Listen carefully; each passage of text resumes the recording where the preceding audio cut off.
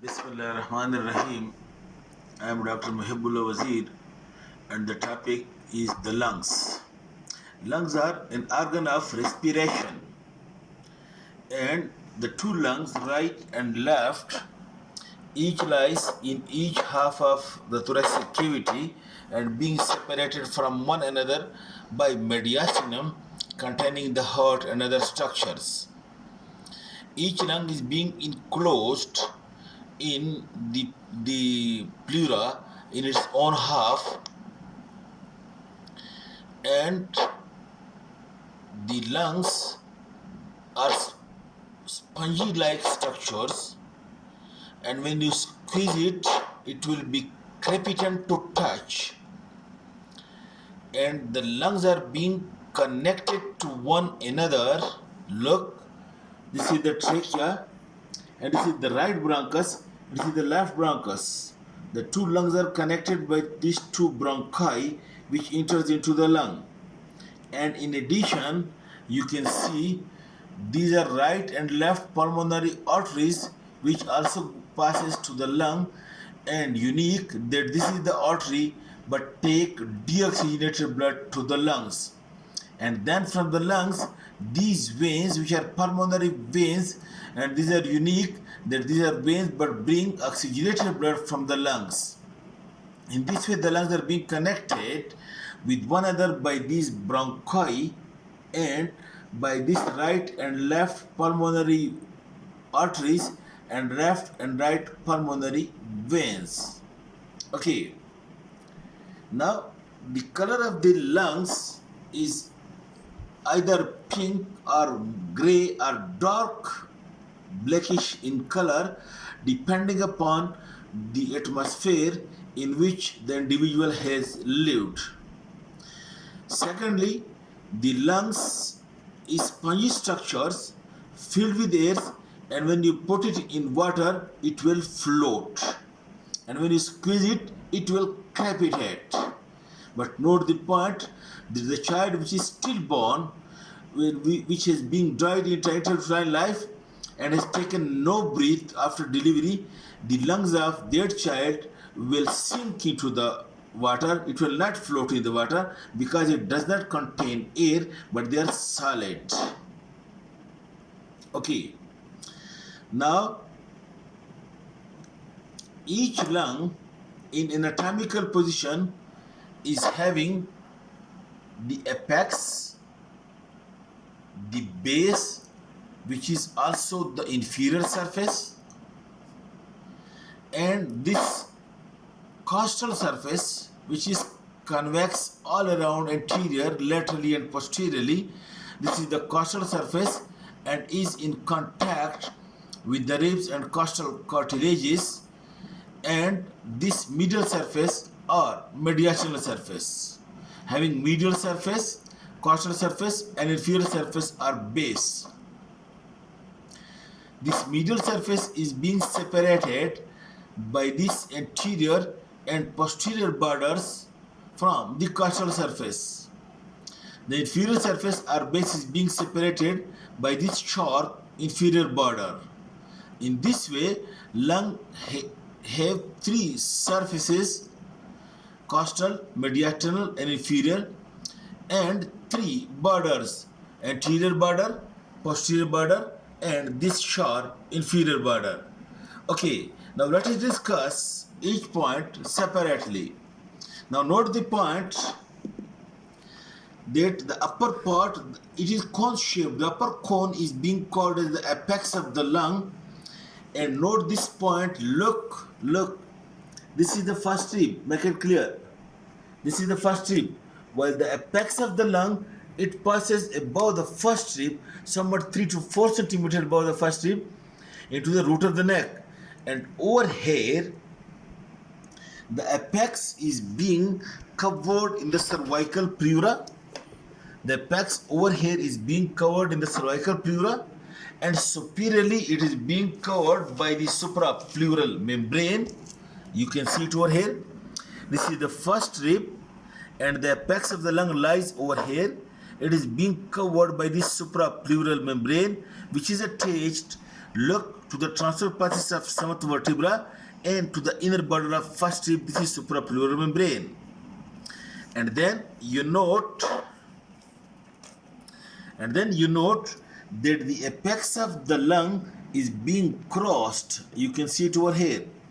The apex of the lung is being crossed by this subclavian artery and subclavian vein. It is being crossed by this subclavian artery and brachiocephalic vein. Are you looking over here? Look, the apex of the lung, it is being crossed by this brachiocephalic vein and this subclavian artery. That's why these two structures produce two grooves over here at the apex. That is the groove for the subclavian artery and groove for the brachiocephalic vein. It will be practically present in the lung, and you can see it over here. Look, is it clear? These two grooves, one groove is for the artery and one groove is for the subclavian vein. In the same way, you can see over here, these two grooves, one is for the subclavian artery and one is for the brachiocephalic vein. Okay, and then I told you that the apex of the lung is being related over here to the first thoracic vertebra and is in close contact over here. Okay, that's why the pathology of the apex can affect the vertebrae and the pathology of the vertebrae can affect the apex of the lung. Okay, and then the base of the lung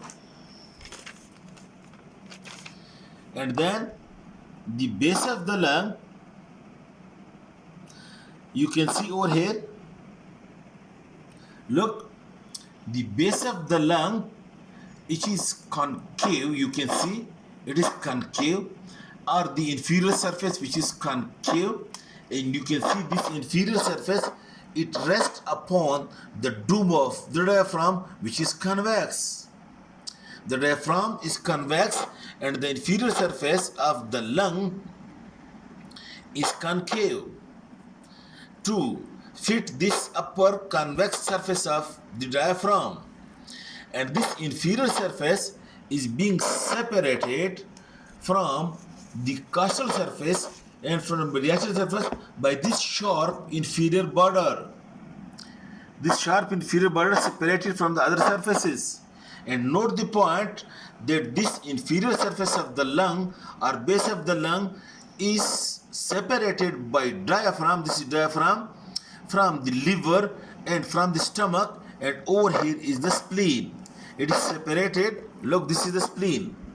Make it close. This is the spleen. So the base of the diaphragm is being separated from the liver and stomach and spleen by base of the lung, and inferior surface of the lung is separated by diaphragm from these structures. Okay, and then you look at the big convex surface which is called a sternocostal surface. It is in contact. You can see over here, these are the ribs. Look, these are the ribs. Is it clear? And the intercostal spaces. So this sternocostal surface is in contact with the ribs and sternocostal and intercostal muscles, and these ribs may produce a groove in it. Sometimes these ribs may produce a groove in this costal surface. Okay, and the boundaries of the costal surface, anteriorly is this sharp interior border, and posteriorly this rounded posterior border separate this costal surface from this medial surface, and this sharp inferior surface, it separate from the diaphragmatic surface. And then you come to the medial surface or mediastinal surface, which is in contact with the structures of the mediastinum, that is the heart and the big vessels, etc., and present on this. So over here present the heart and the big structure, that is the aorta, big vessel, the aorta, the inferior vena cava, the superior vena cava, and the azygous veins. These all structure produces impression on the medial surface or mediastinal surface, which we will discuss later on.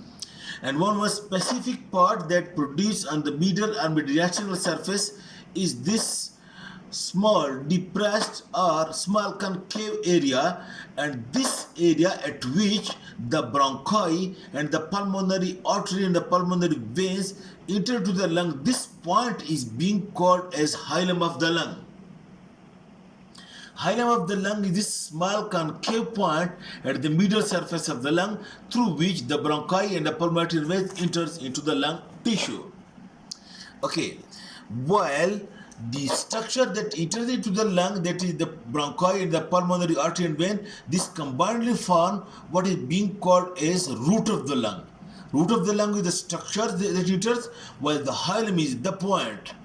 And you can see that these root structures, our hilum is being enclosed in a sleeve of the pleura, this sleeve of pleura, which is being called as pulmonary ligament, and it is from over here that the pleura reflects onto the thoracic wall. It is from over here, and the arrangement of the structures over here is slightly different on the both sides, which we will discuss in another lecture.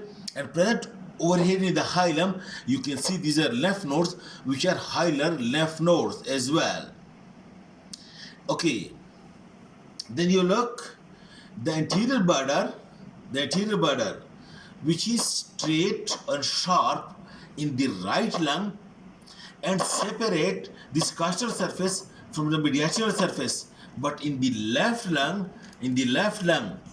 this anterior border is having a big notch, which is called as cardiac notch, or also called as cardiac incisor, because you know already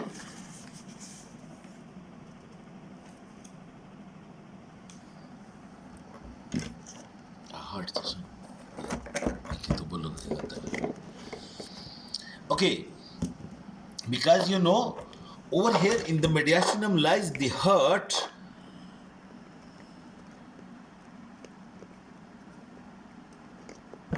Over here lies the heart, but note the point that 1/3 of the heart lies toward the right side and 2/3 of the heart lies toward the left side.